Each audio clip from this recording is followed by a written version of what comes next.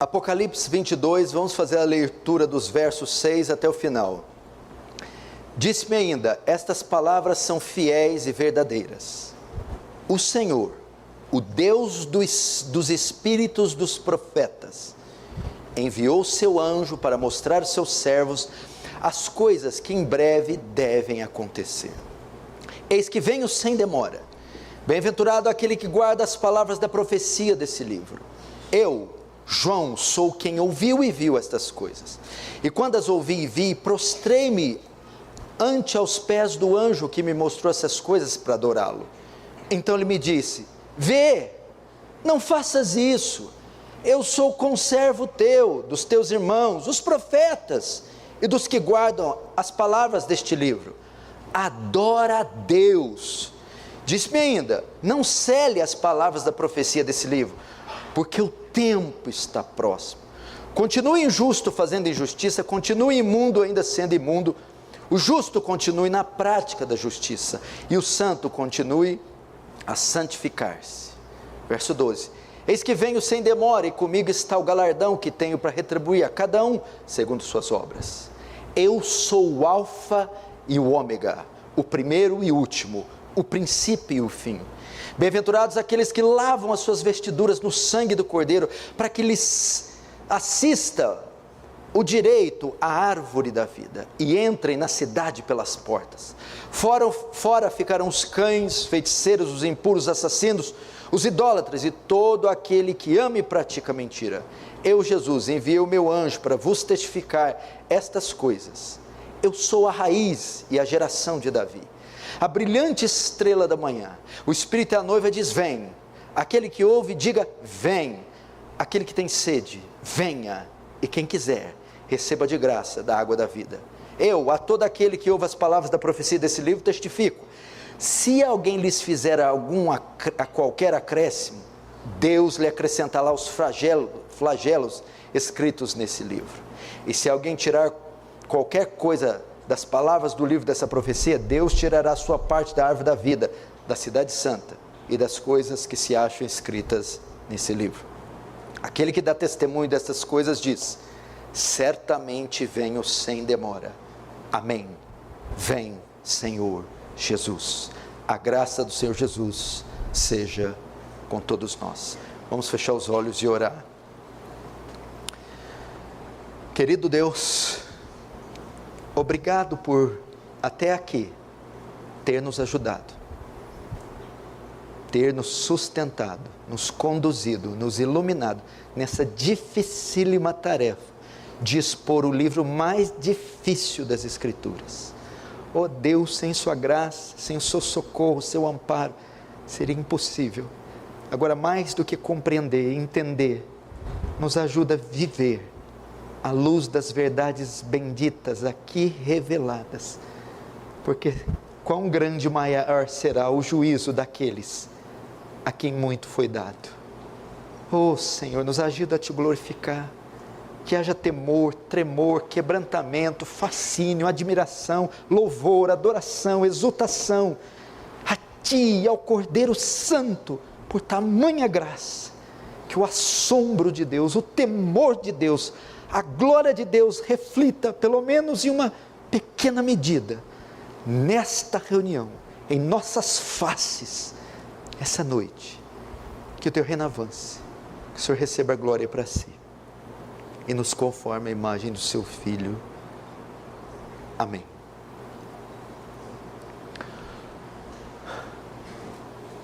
Preste atenção aqui, queridos irmãos. Eu gostaria da parte de vocês silêncio, atenção, reverência e respeito diante da palavra de Deus e diante dessas estupendas revelações. Queridos irmãos, este é o último capítulo do último livro da Bíblia. Essas são as últimas palavras que fecham o cânon das Escrituras. Dos 66 livros inspirados, Apocalipse vai fechar o cânon das Escrituras. Durante meses, nós caminhamos aqui capítulo por capítulo, versículo por versículo, desse estupendo livro que é o Apocalipse. Nós ficamos encantados com cada joia extraída desse riquíssimo tesouro de revelações que é o Apocalipse. Bom, pelo menos eu fiquei encantadíssimo.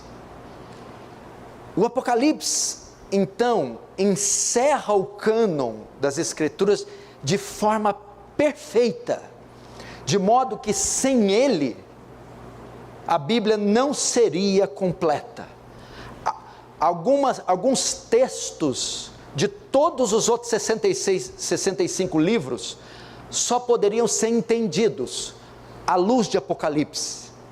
Ele traz revelações precisas, como por exemplo, a identidade da serpente no Éden, em Gênesis 3.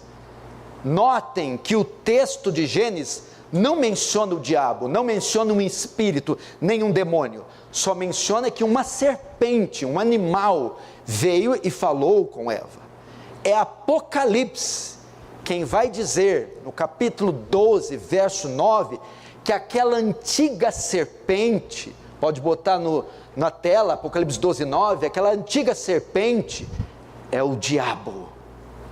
Portanto, Apocalipse é fundamental para a conclusão do cânon das Escrituras. E hoje, nós faremos a última mensagem da série, num total de 33. Depois de uma longa jornada, hoje, finalmente, concluiremos essa estupenda série, no seu último capítulo, o capítulo 22. Podemos dizer que o capítulo 22 é praticamente um resumo de todo o livro. Esse último capítulo é formado por 7 palavras de Jesus, as 7 palavras finais de Jesus para a sua igreja, as 7 instruções finais de Jesus para a sua igreja, 7 conselhos que ele dá à sua igreja antes de fechar o livro e de encerrar o cânon. E é isso que nós vamos ver hoje, as 7 palavras de Deus. Você não ficaria curioso depois de Deus ter falado em Gênesis, Êxodo, Levítico, Número, Deuteronômio, Josué, Juízes, Ruth? Você não ficaria curioso para saber o que ele tem a dizer no final? Quais são suas últimas palavras? O que ele achou importante destacar? E como ele vai fechar o livro? Então fique atento, que é isso que nós vamos ver. A primeira palavra que ele traz para a igreja é: considerem o Apocalipse, considerem este livro. Veja o verso 6. Disse-me ainda: estas palavras são fiéis e verdadeiras. O Senhor, o Deus dos espíritos dos profetas, enviou seu anjo para mostrar aos seus servos as coisas que em breve devem acontecer. Veja, o Apocalipse é uma série de visões que João tem na ilha de Patmos, e ele registra essas visões em rolos, pergaminhos, que vão se formar e tornar o Apocalipse. Aqui no 22, do verso 6 em diante, as visões do céu cessam. João agora recebe instruções finais, palavras finais. E o anjo diz para ele: estas palavras, que palavras são essas? O livro todo de Apocalipse são fiéis e verdadeiras. Então o anjo quer mostrar a fidedignidade do livro, a veracidade, a infalibilidade, a inerrância, a credibilidade do livro. Estas palavras, o livro, o Apocalipse, são fiéis e verdadeiras. Essas palavras são fidedignas. Tudo que Deus revelou aqui é infalível. Essa é a ideia. Essas palavras não são meras palavras, não são imaginação da mente humana, não são palavras lançadas ao ar. Essas palavras são a verdade. Elas são ditas pelo próprio Deus, inspiradas por Deus, reveladas por Deus, portanto, devem ser consideradas. O que João está dizendo aqui é: levem o Apocalipse a sério, considerem as palavras que aqui estão escritas, pois tudo que aqui está é verdade, e tudo que aqui está acontecerá e se cumprirá exatamente como aqui está. Isso aqui nos traz à memória Noé, quando constrói a arca e anuncia o juízo de Deus à terra. Pedro vai dizer que ele era pregoeiro da verdade. Como o povo da época respondeu à pregação apocalíptica de Noé? Com zombaria e desprezo. Deus está dizendo: não sejam como os antediluvianos, que escarneceram da mensagem de Noé. Não escarneçam do Apocalipse, não zombem dessa mensagem, não rejeite ela, mas considere tudo o que aqui está escrito. Cristo quer dar a certeza a João de que tudo que João viu e ouviu é verdadeiro e confiável. E por que essas palavras devem ser consideradas? Ainda no verso 6, porque o Deus dos espíritos dos profetas é quem enviou o seu anjo para revelar essas coisas. O que é isso? O mesmo Espírito que inspirou os profetas quando escreveram o Antigo Testamento, inspirou a João para escrever o Apocalipse. Nesse sentido, o Apocalipse tem Deus como autor e não o homem. O Apocalipse é uma profecia, assim como Jeremias o é, como Ezequiel é, como Isaías é. Por isso deve ser considerado. Não escarneçam desse livro, não o ignorem, não só como fizeram os antediluvianos, mas como fez também Faraó, diante das palavras de Deus enviadas através de Moisés. Faraó simplesmente se fez surdo a essas palavras, endureceu o coração, escarneceu e rejeitou as palavras de Moisés. Deus está dizendo então: considere cada capítulo que foi lido, cada capítulo que foi pregado, cada capítulo que foi escrito deste livro. O que mais? Vamos agora para a segunda palavra de Jesus para a igreja. Sendo verdadeiras estas palavras, Ele ordena que devemos guardá-las. Veja o verso 7. Eis que venho sem demora. Bem-aventurado aquele que guarda as palavras da profecia deste livro.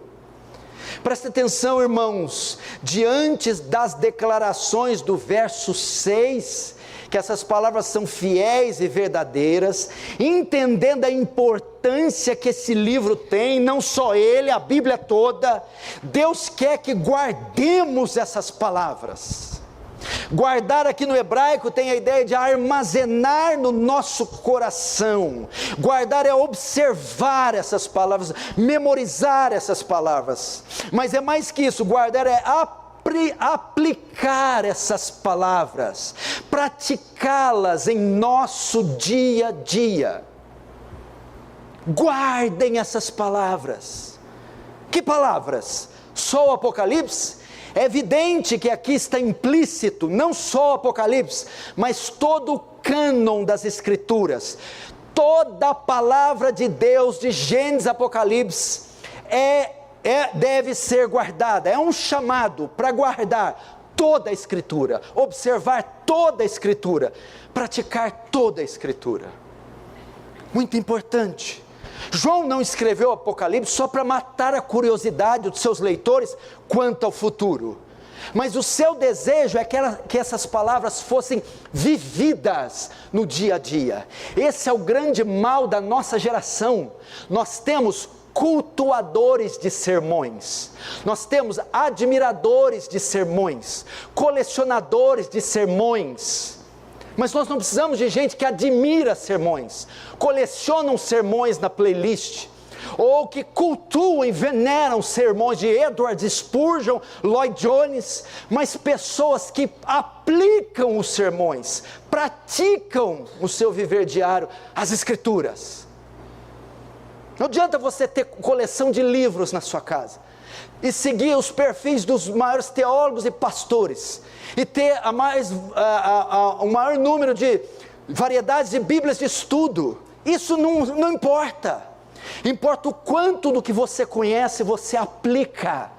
E é isso que João, não fiquem estupefatos pelas visões, não fiquem encantados com a revelação do Apocalipse, não fiquem deslumbrados, extasiados apenas, mas guardem essas palavras, apliquem essas palavras no seu viver diário. Mateus 7:25, todo aquele, pois, que ouve as minhas palavras e não as pratica, assemelhá-lo-ei ao homem insensato que edificou a sua casa sobre a areia. Caíram as chuvas, desceram os rios, sopraram os ventos, combateram contra aquela casa, e ela caiu, e grande foi a sua ruína.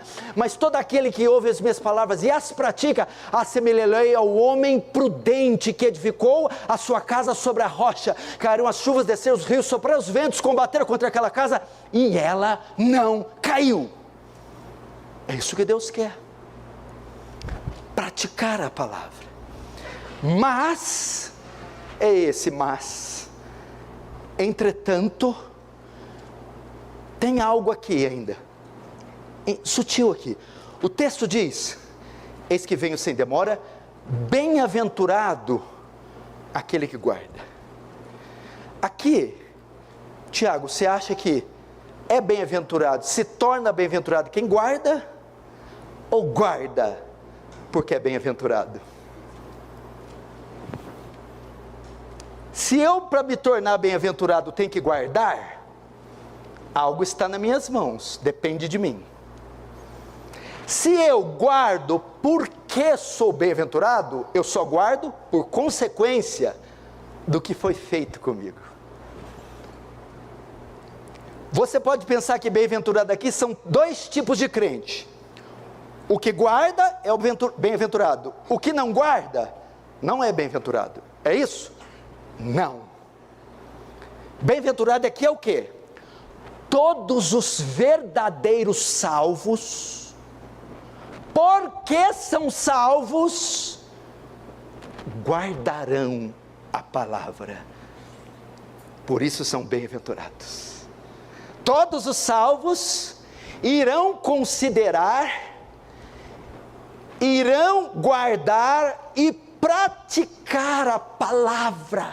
Então João está dizendo, bem-aventurado aquele que guarda as palavras da profecia deste livro.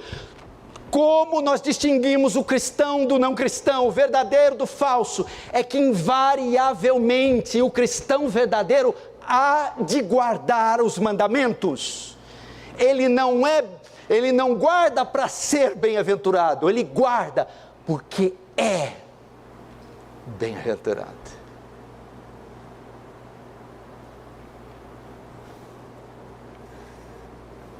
Bem-aventurado. Quer saber se alguém vai herdar a vida eterna ou não? Se alguém é bem-aventurado ou não? Veja o quanto da palavra ele observa no seu viver diário, nos mínimos detalhes.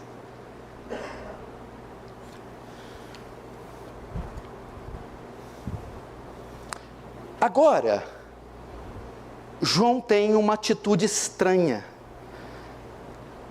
Nesse momento, exatamente nesse momento onde essas palavras, 7 palavras de Jesus estão sendo pronunciadas, João tem uma atitude estranha. Veja o verso 8. Eu, João, sou quem ouviu e viu estas coisas. E quando as ouvi e vi, prostrei-me ante os pés do anjo, que me mostrou essas coisas para adorá-lo. Veja só, presta atenção aqui. João encerra o livro se identificando mais uma vez, dizendo que ele viu e ouviu tudo o que está no livro. Ele fala isso para dizer que ele é o autor do livro, ele é o autor secundário. Deus, através de João, registrou o Apocalipse. Então, quando ele diz que ele viu e ouviu, ele está dizendo: eu sou o autor do livro. Só que ao ouvir e ver todas aquelas visões, João faz algo inesperado. Ele se ajoelha, ele se prostra diante do anjo. Ele quebra um dos mandamentos. Deuteronômio 6, bota na tela, verso 13. Ao Senhor teu Deus adorarás, e só a Ele darás culto. Parece que João se esqueceu desse mandamento. Presta atenção. Não sei se ele estava extasiado com as revelações, perplexos, mas o justo João, escute, o apóstolo mais íntimo de Jesus, que reclinava a cabeça no peito, o justo João,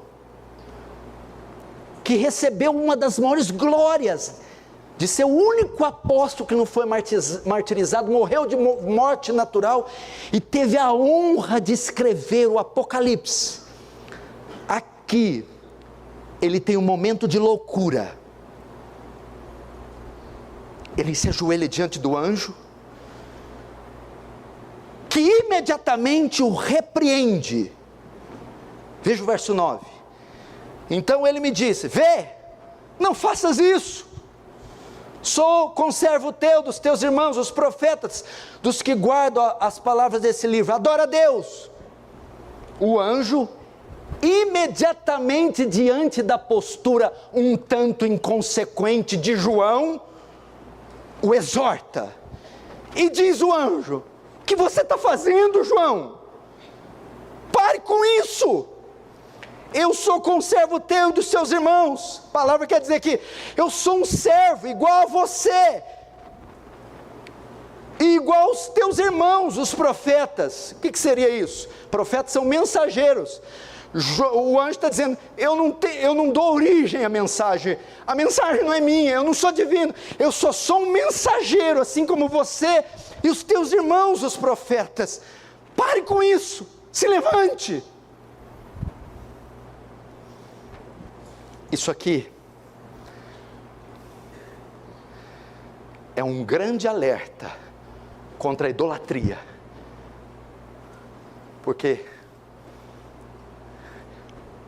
João, o anjo mesmo vai dizer: adora a Deus. Está fazendo menção de Deuteronômio 6, ao seu Senhor teu Deus adorarás, e só a Ele darás culto. Irmão, isso aqui também nos traz um ensinamento tremendo. Aquele que está de pé, cuide para que não caia. Isso serve para qualquer pessoa, mesmo o mais extraordinário dos apóstolos. O texto diz: bem-aventurado aquele que guarda as palavras da profecia. Depois o 9 diz: eu sou irmão seu dos profetas que guardam as palavras. A ideia é que, João, você não está guardando a palavra deste livro. Cuidado. Aquele que está de pé, cuide para que não caia. Vai um alerta. Mesmo o homem que viu Jesus encarnado, deitou do seu peito, e até agora está vendo 7 sessões de visões, teve um momento de loucura, e teve que ser repreendido por o anjo. Está firme? Está de pé? Está fiel? Não bate no peito, não se gaba não, porque Pedro fez isso, e negou ele 3 vezes. Que mais que Deus ensina aqui, irmãos? Que o louvor a qualquer criatura, seja anjo, seja humano, animal, objeto, é absolutamente proibido. Existem só 2 categorias de seres no universo: o Criador e a criação.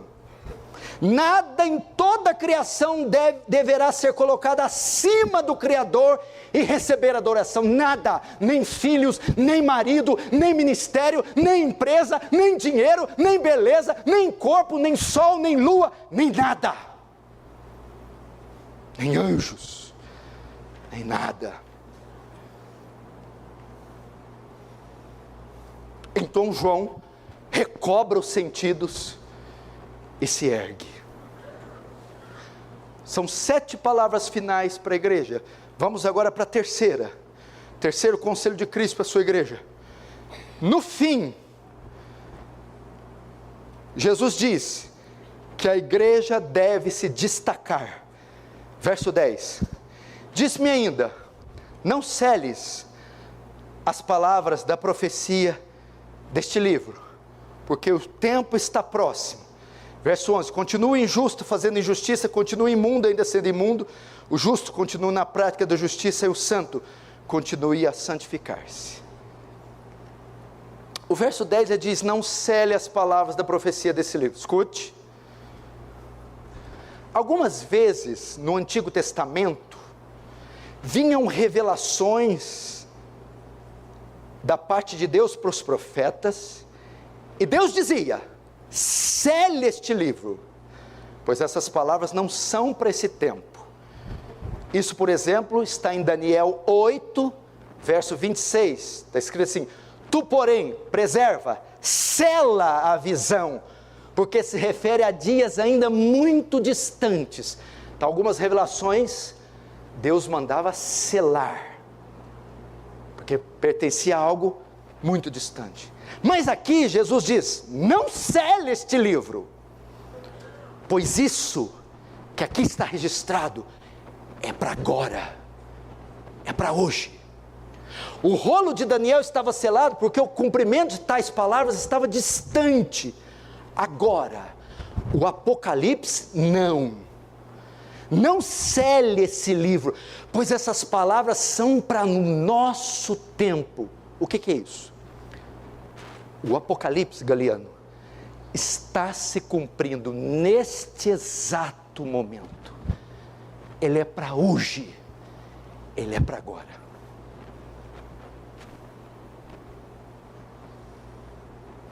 Depois de tanto tempo, não cele. Ele é para nossa geração, é para os nossos filhos, nossos pais, nossos avós, é para hoje.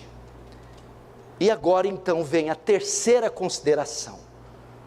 Haverá uma distinção clara entre cristãos e não cristãos.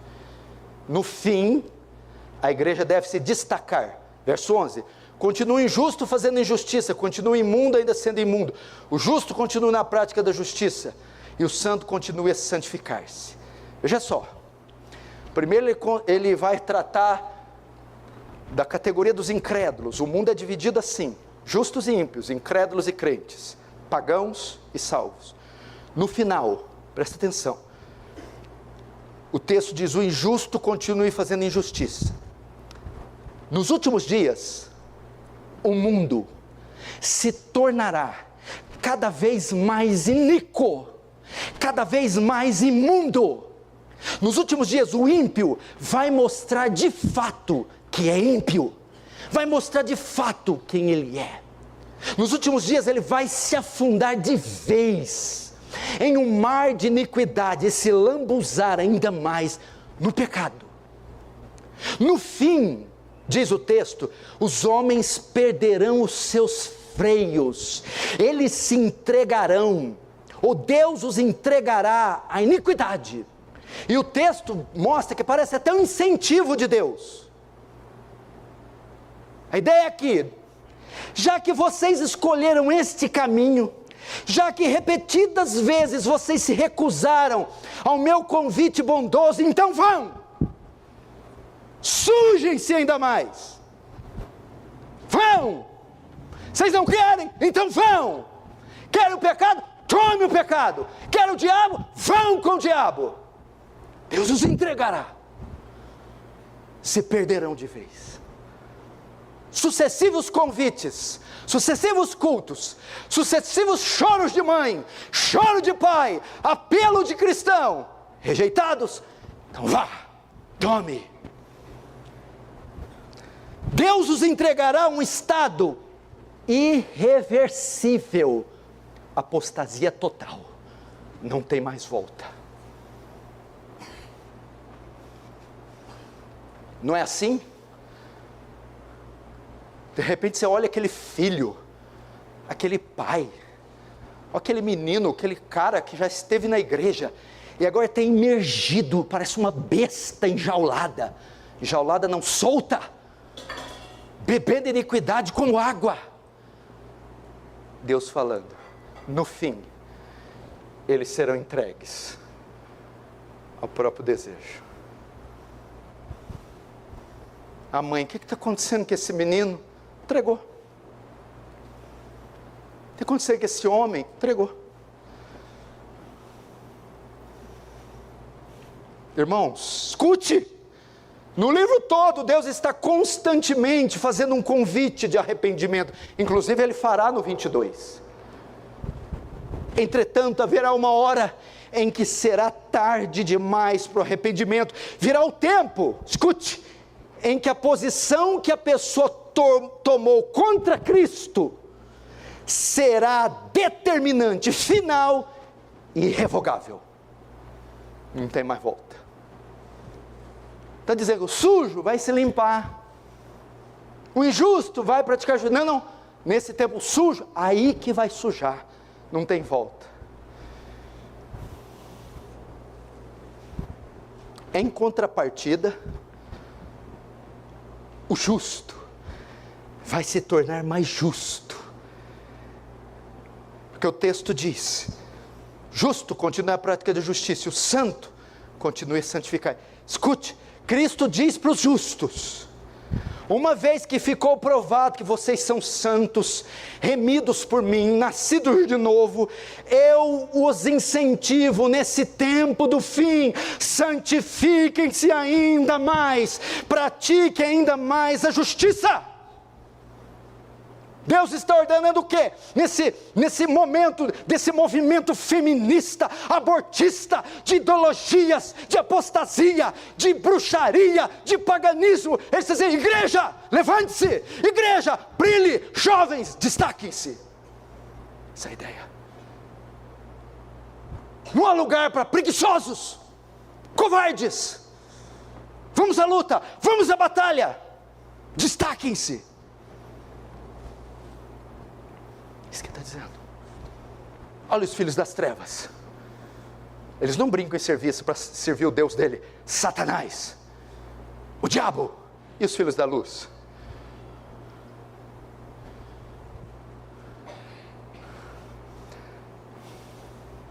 Só que essa declaração de Cristo nos revela outra coisa, do verso 11, presta atenção. Ficará no fim dos tempos, ficará evidente quem é crente e quem não é. Mateus, nesse tempo a identidade de muitos será revelada. Os bodes e os lobos que estão entre o povo de Deus mostrarão as suas garras e não conseguirão mais esconder sua identidade, porque o joio foi plantado com o trigo e são muito semelhantes, e a igreja é mista, mas nesse tempo eles não vão conseguir segurar a sua depravação. Então vai haver uma ruptura, o crente será claramente visto como um cristão, e o ímpio como ímpio. Não vai haver mais confusão, não vai haver mais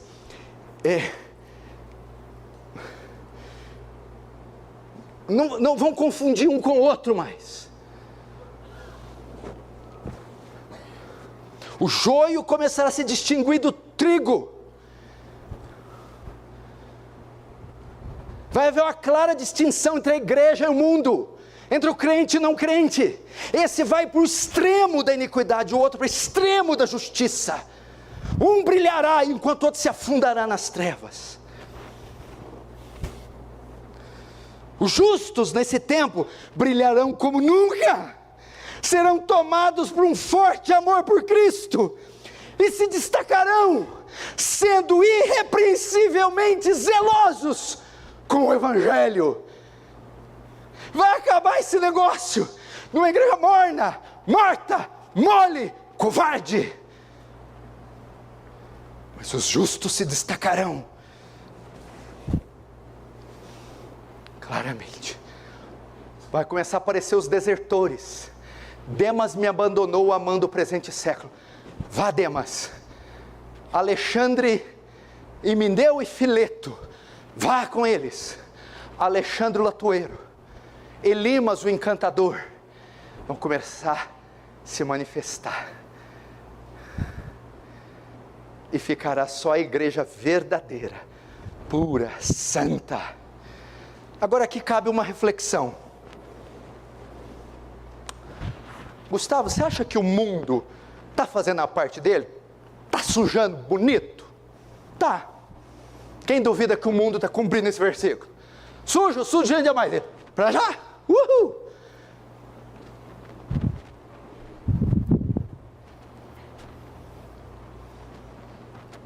E o justo? O justo. O justo. Netflix, praia, comida, conforto, lazer. Uhul! Jesus falou: os filhos das trevas são mais prudentes que os filhos da luz. Será que o justo está cada vez mais justo? Reflita. Eu só tenho pedido uma coisa para Deus: não me faça uma pedra de tropeço para o seu reino nessa vida. Se eu não fizer o bem, não me deixa fazer o mal, me recolhe. Eu me recuso levar seu brasão no peito, carregar seu nome e ser um borra-botas. Me recuso carregar a insígnia deste nome, sobretudo o nome do general dos generais, do capitão dos capitães, do rei dos reis. Meu Deus, não me faça digno deste nome.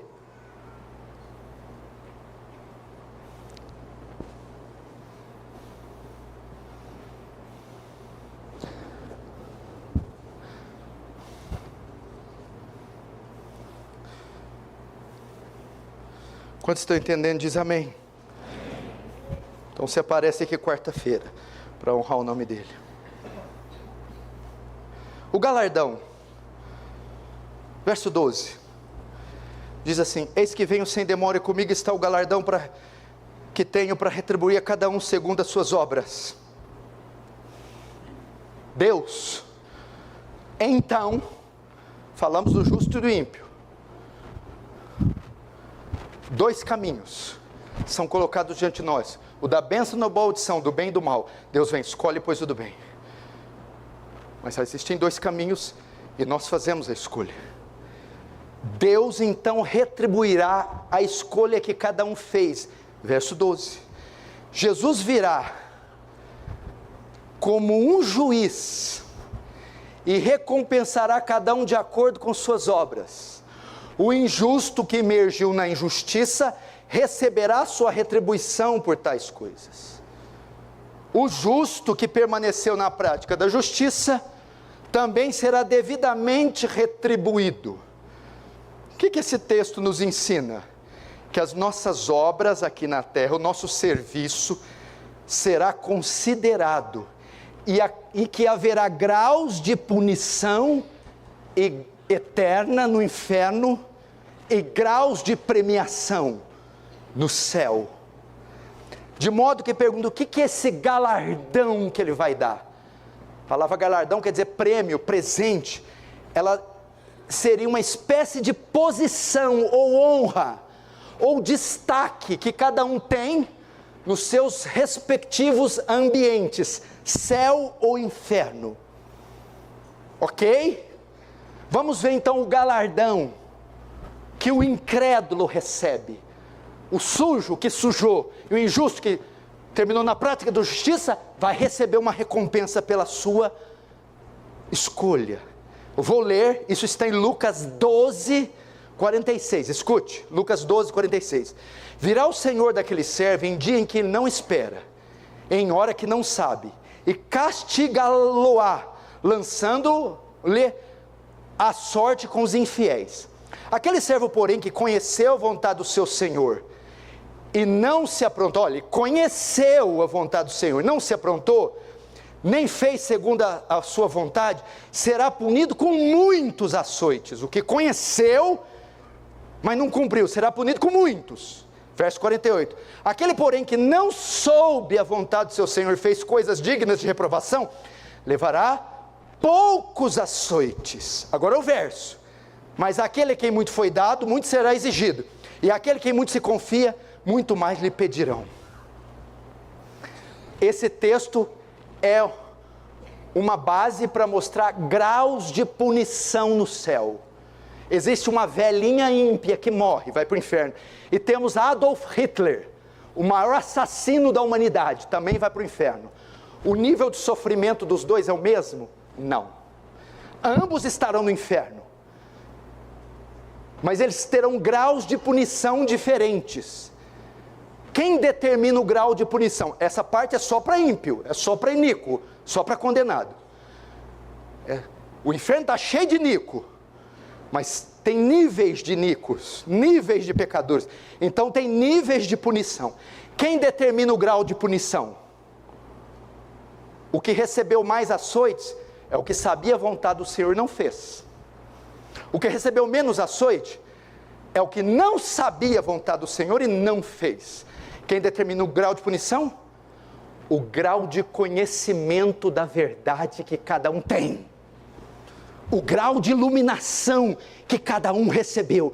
Se aquele recebeu mais e não obedeceu, ele será punido conforme a iluminação que recebeu. Se aquele não cumpriu, mas recebeu menos iluminação, receberá menos punição. Aqui vem o lado ruim de estar numa igreja bíblica. Tem lado ruim de estar numa igreja bíblica? Tem.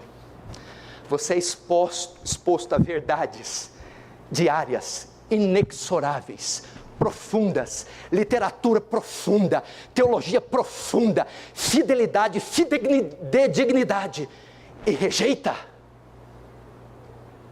e se opõe, será punido com muitos açoites. Porque não vai ter desculpa no dia do juízo. Eu não sabia, lá na minha igreja não me ensinaram, nunca tive uma Bíblia de estudo, nunca ouvi sobre exegese, hermenêutica, pregação expositiva, sobre o Evangelho verdadeiro, os atributos de Deus. Ao que muito foi dado, iluminação, verdade. Recebeu muito? Recebi. Muito será cobrado. Uma velhinha ímpia pagã vai para o inferno. E um falso profeta que ensinava a Bíblia vai para o inferno também. Maior açoite para ele, grau de punição maior, que tinha mais iluminação. A pobre velhinha não, menos punição. Agora para os cristãos, como é que vai ser o galardão? 1 Coríntios 3,12. 1 Coríntios 3,12. Contudo, se o que alguém edifica sobre o fundamento é ouro, prata, pedras preciosas, madeira, feno, palha, verso 3, manifesta se tornará a obra de cada um, pois o dia a demonstrará, porque está sendo revelada pelo fogo. E qual seja a obra de cada um, o próprio fogo provará. Se permanecer a obra de alguém que sobre o fundamento edificou, esse receberá galardão. E se a obra de alguém se queimar, sofrerá dano, mas esse mesmo será salvo, todavia como pelo fogo. Aqui dos justos, aqui não é para condenação. Todos nós recebemos dons, talentos e obrigações quanto ao reino. E esse serviço, essa obediência, essa fidelidade vai ser provada no dia do juízo. Se a obra de alguém, ele dá exemplo de alguém construir um edifício ou construir um edifício com palha, feno, madeira. E o outro constrói com ouro, diamantes, pedras preciosas. O fogo vai passar pelos dois. Qual que vai queimar? Quem está no estofo, na palha. Isso vai determinar o galardão, a fidelidade, afinco, zelo, obediência, temor, sacrifício com que cada um serviu a Deus, e o outro com corpo mole, infidelidade, preguiça. O fogo vai provar, e cada um vai receber. Só que o texto diz, mas esse será salvo, todavia como pelo fogo. O que seria galardão? Posições de sofrimento no inferno, no céu, posições de honra e de destaque. Certamente o ladrão da cruz, que foi salvo no último minuto, não terá o mesmo destaque do que o apóstolo Paulo, que escreveu 13 dos 66 livros da Bíblia. Então galardão, destaque, honra. Só que o texto diz que mesmo que o fogo queimar, todavia será salvo. E aqui, se no tema anterior mostrei o perigo de estar numa igreja bíblica, aqui mostra a vantagem de estar numa igreja bíblica. Qual que é a vantagem? Se você recebe o evangelho verdadeiro, a exposição da cruz, primeiro, a possibilidade de ser salvo é maior, você vai para o céu. Segundo, se você recebe exposições bíblicas ricas e fiéis, você será estimulado a ser um melhor cristão, seu galardão vai ser maior. Então há vantagens. Eu tenho probabilidade maior de ser salvo, e maior de me destacar no reino dos céus. Estou terminando, não fique nervoso, falta mais 2 horas. Agora Cristo mostra a sua autoridade para julgar. E por que Ele pode julgar cada um, justos e injustos? Verso 13, eu sou o alfa e o ômega, o primeiro e o último, o princípio e o fim. Rapaz, eu gosto desse versículo aqui, hein? Meu Deus do céu. Ele está roubando a cena, o Senhor, e é Ele quem julga e dá os galardões. E agora Ele mostra por que Ele tem autoridade para julgar. Ele começa declarando que Ele é o alfa, a primeira letra do alfabeto grego, e o ômega, a última letra do alfabeto grego. Depois ele diz, eu sou o primeiro e o último. Aqui o sentido é cronológico. Ele é o primeiro, ele abre a história e fecha a história, ele rompe o livro e lacra o livro. Toda a história está nas suas mãos, ele é o Senhor da história. E depois eu sou o princípio e o fim. Aqui não fala de tempo, mas fala de propósito. Quando diz eu sou o princípio, eu sou a origem de todas as coisas de mim provêm, de mim procede, eu criei todas as coisas, e não sou só a origem de todas as coisas, mas sou o fim, eu sou a consumação de todas as coisas, a finalidade de todas as coisas. Tudo que foi criado existe por mim e para mim. Jesus está falando da sua divindade, a sua autoridade, por isso Ele pode julgar. Agora vamos para a quarta instrução, quarta palavra. Ele mostra agora quem entra e quem fica fora do céu. Verso 14. Bem-aventurado aqueles que lavam suas vestiduras no sangue do Cordeiro, para que lhes assista o direito da árvore da vida, e entrem na cidade pelas portas. Fora ficarão os cães, os feiticeiros, os impuros, os assassinos, os idólatras, e todo aquele que ama e pratica a mentira. Uau! Quarta palavra, ele mostra quem entra, quem fica fora do céu. Presta atenção, sendo a origem a consumação de tudo, alfa e ômega, ele decide quem entra, quem fica fora do céu. Já vimos isso durante todo o livro, então vou andar bem rápido, já vimos várias vezes isso. Primeiro, quem entra no céu? Verso 14, bem-aventurado aqueles que lavam suas vestiduras no sangue do Cordeiro, para que tenha direito à árvore da vida. Primeiro ele mostra o modo de entrar. A entrada em novos céus e nova terra não ocorre por méritos. Eu preciso ser lavado. Eu estou imundo, sujo. Qual é a sujeira? Pecado, iniquidade. Qual a única coisa que pode me lavar? O sangue do Cordeiro. O que é isso? Só entra no céu Quem creu no Evangelho da graça e da glória, quem creu na cruz de Cristo, quem depositou sua confiança no Calvário, nos méritos de Cristo. Eu não vou para o céu pela minha justiça, bondade ou obras. Eu vou pela justiça, bondade, obras e méritos de outro, a saber, Cristo crucificado. É só assim que se entra no céu, é pelo poderoso Evangelho, é pela morte e ressurreição de Cristo, é pelo pagamento que Ele fez ao Pai na cruz. A Bíblia diz: todos pecaram e destituídos da glória de Deus, estão sendo justificados gratuitamente pela sua graça. É assim que eu entro no céu. E agora os que ficam de fora, verso 15, fora ficam os cães, feiticeiros, impuros, assassinos, idólatras e todo aquele que ama e pratica mentira. Veja só, quem entra não é nomeado, quem fica de fora parece que é listado, como se fossem nomeados. É praticamente a mesma lista de Apocalipse 21:8. Quem são os que ficam de fora? Primeiro, os cães, não é os cachorros, crianças. Cães, a ideia aqui, lembra de Pedro, o cão que voltou o seu vômito. É aqueles que estiveram na fé e desistiram dela. Vomitaram o mundo, o lixo, o pecado, e agora desistiram e tomaram o vômito de novo. Os desviados, apóstatas, os covardes, os tímidos, não tiveram a honra, o sangue aqui para carregar sua cruz.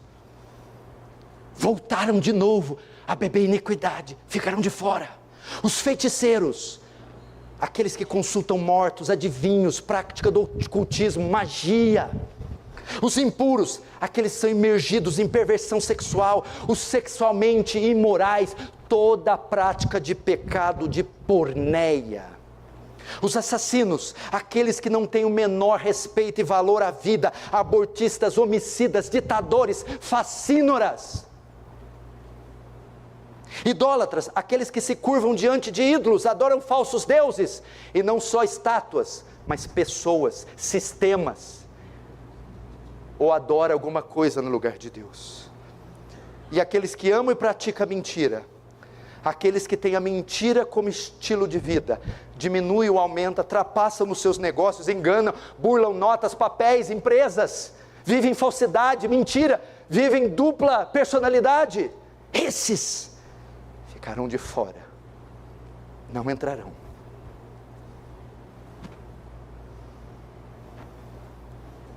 Quinta palavra, o convite de Cristo. Verso 16, eu, Jesus, enviei o meu anjo para vos testificar estas coisas. Eu sou a raiz e a geração de Davi, a brilhante estrela da manhã. O Espírito e a nuvem diz: vem. Aquele que ouve, diga: vem. Aquele que tem sede, vem. E quem quiser, receba de graça da água da vida. Presta atenção aqui. Agora, João abre um leque, um parênteses. Essa exposição pesada, intensa, densa.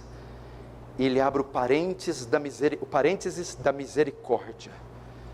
Há um alívio, há um fôlego aqui, há uma esperança nas últimas palavras do último livro. E ele começa aplicando um termo a Jesus. O próprio Jesus: eu sou a raiz de Davi. O que é raiz? Raiz é quando você vai devastar uma floresta, você corta uma árvore, o tronco, fica só aquela raiz, aquele toco, quando é cortado. Jesus está dizendo que aquele toquinho você corta e nasce um brotinho no toco. Os cativeiros assírios e babilônicos quase destruíram todo Israel e a descendência davídica. Sobrou uma meia dúzia, mirrada, quase alvejada. Sobrou só o tronco.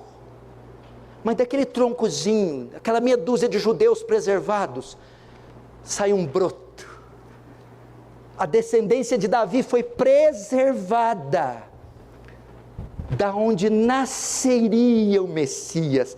Isaías 11:1, do tronco de Jessé sairá um rebento, um broto, e das suas raízes um renovo. Ela foi preservada, e Jesus então veio do pós-exílio. Toda aquela chacina não impediu a profecia da vinda do Messias se cumprir. E ele diz: eu sou o que restou da descendência davídica. Que mais? A brilhante estrela da manhã. A estrela da manhã é a profecia do falso profeta Balaão. Em Números 24:17 ele diz: uma estrela procederá de Jacó, de Israel subirá um cetro que ferirá as têmporas de Moabe e destruirá todos os filhos de Sete. Qual que é a ideia? A ideia é que a estrela da manhã é aquela última estrela que fica até amanhecer. Você vê, vai amanhecendo, clareando, e as estrelas vão sumindo, e fica aquela última, a mais poderosa, anunciando que um amanhecer chegou, um dia novo chegou. É Jesus dizendo: um novo tempo, uma nova era chegou. Eu sou a esperança, eu sou o novo dia, superior a Davi, superior a Jeremias, superior a Isaías, superior aos profetas. Vim marcar um novo tempo.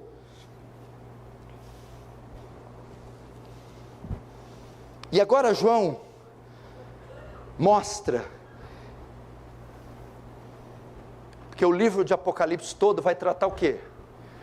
Principalmente da sua segunda vinda, da volta. E agora João mostra o desejo pela volta de Jesus. O texto diz 17: o Espírito e a noiva vêm, aquele que ouve diga vem.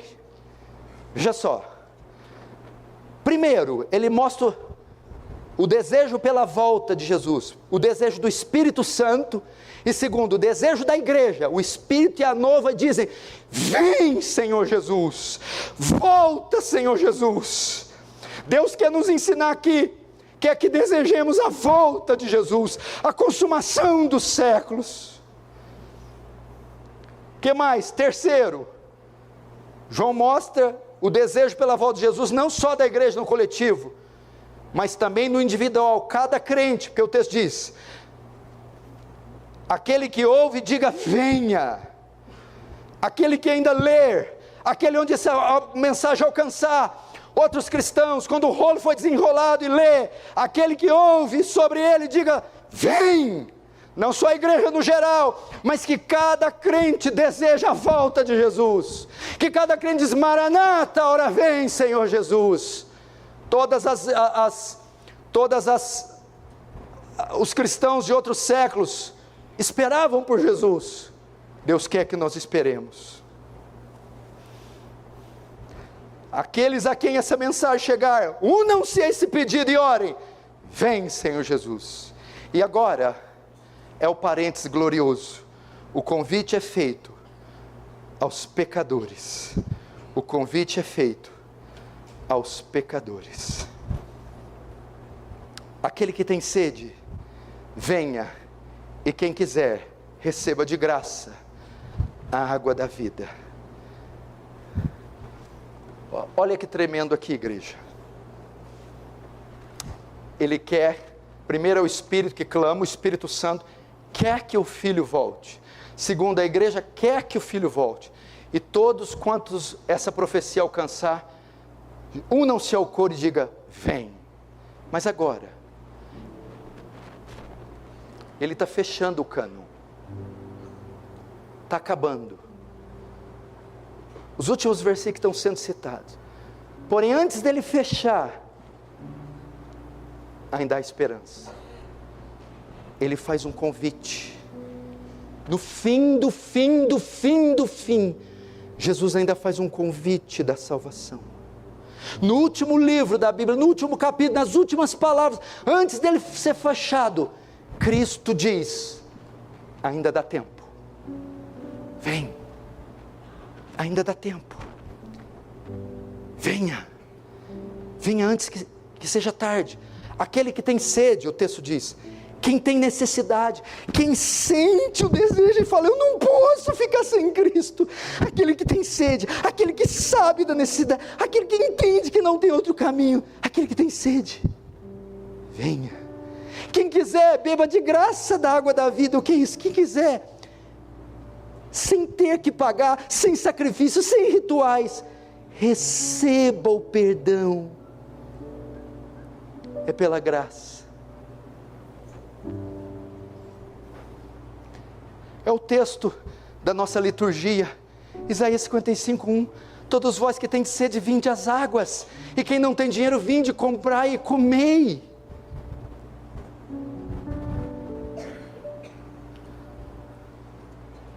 Vem. Eu vou tentar te convencer com isso, para você entender o caráter de Deus. Olha aqui o que ele já falou, esse pedaço, e olha aqui o que ele está falando. Não é esse pedaço aqui não, que isso aqui é estudo, é só esse. Ele falou aqui, ó, durante 4.000 anos, ele falou, em todos esses milênios, 65 livros, ele chamou o pecador, ele convidou. Agora tem a última folha, está terminando toda a história, toda a palavra. Ele não precisava chamar mais, ele não precisava se preocupar com mais ninguém, só com a sua glória. Mas ele não quer fechar sem dar a vocês a última esperança. Isso aqui é que tem que te quebrantar, e você ficar fascinado com esse Deus, mais uma vez te dando uma chance, mais uma vez fazendo o convite. Quem tem sede, vem. Quem quiser, beba de graça, beba de graça. Vem, jovens, vem, pais, venham, maridos, venham, pecadores, venham. É só vir, venha. Até quando você vai se resistir? Venha, venha hoje. Amanhã é tarde demais, é tempo demais. Venha, é de graça. Quem quiser, beba, receba o perdão, o abraço. Venha, venha, eu te imploro. O Espírito Santo diz: vem, vem, vem hoje, vem.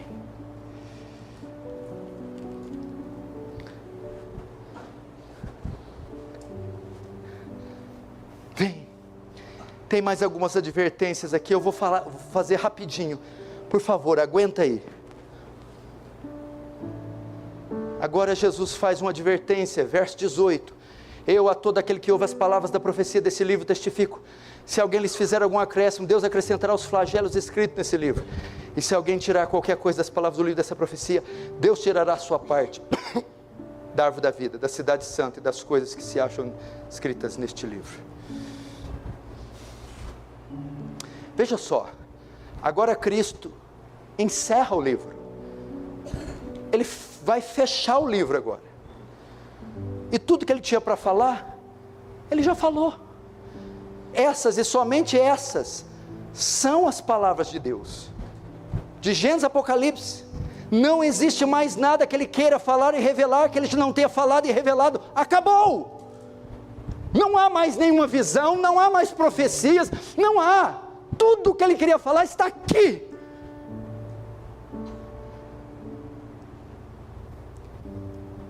E sendo elas palavras de Deus, eu não só posso não acrescentar, como não posso subtrair, distorcer, omitir qualquer parte da sua totalidade. Deuteronômio 4:2, nada acrescentareis à palavra que vos mando, nem diminuireis dela, para que guardeis os mandamentos do Senhor vosso Deus que vos mando. E vem a consequência: se alguém acrescentar, Deus acrescentará as pragas contidas nesse livro, ou seja, julgará a pessoa conforme está escrito no livro. E se alguém remover, Deus removerá a sua parte na árvore da vida.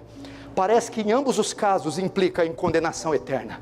Quem acrescenta, recebe os flagelos. Quem tira, retirado parte da árvore da vida. Os dois casos Quem acrescenta e quem retira receberão condenação eterna. Agora a última palavra de Jesus, a última das 7 últimas, do último livro, do último capítulo, dos últimos versículos, verso 20: virei sem demora. Aquele que dá testemunho dessas coisas diz: certamente venho sem demora. Amém. Vem, Senhor Jesus. Uau! Essa é uma declaração dos lábios de Jesus, que de fato Ele retornará, como havia prometido. Certamente eu voltarei, não se engane. Só que o texto diz: eu venho sem demora. Presta atenção.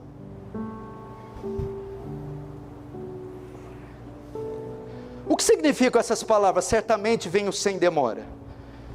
É importante notar que essas palavras são ditas 3 vezes, no verso 7, 12 e 20. Veja o verso 7, que você achou que eu ia passar disso, né? Eis que venho sem demora. Agora o verso 12: eis que venho sem demora. Agora no verso 20: venho sem demora. E até no verso 6, ele diz também, ó, as coisas que em breve hão de acontecer. O que significa essas palavras? Presta atenção. No grego a sentença está no presente. Ele não diz aqui: eu virei, ou eu irei. Ele diz aqui: eu estou indo, ou estou vindo. Cristo está dizendo aqui com essas palavras: eu não irei, eu não vou, eu já estou indo. Eu não irei, eu já estou indo. Eu não voltarei, eu já estou vindo. Com isso ele está dizendo: eu já estou a caminho, eu estou descendo, eu já estou indo ao seu encontro. Lembre-se que para Deus 1000 anos é como um dia. Ele não vai se preparar para vir, Ele já está vindo. Ele não diz que vai preparar para voltar, Ele já está voltando. E isso deve nos consolar, porque Ele já está vindo, Ele já se ergueu, Ele já está a caminho. Sua volta está mais próxima agora do que nunca. Ninguém pode impedir Ele de voltar. Aí João vai fechar o cânon. Essas foram as últimas palavras de Jesus. Jesus falando: estou a caminho. Agora olha como João responde, como nós devemos responder.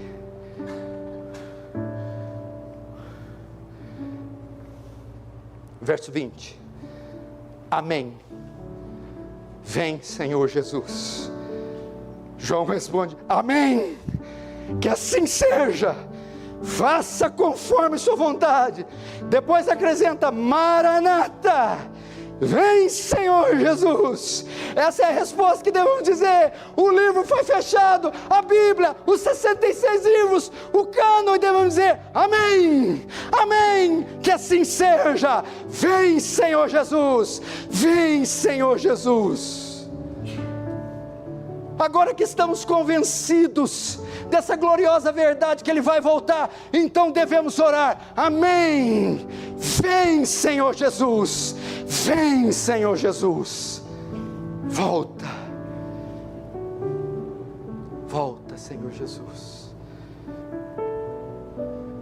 vem.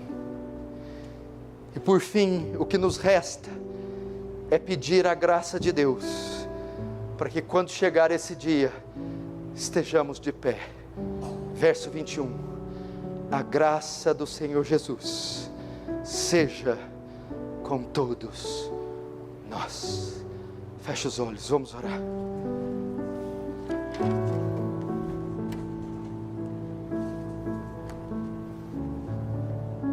Fale com Deus agora.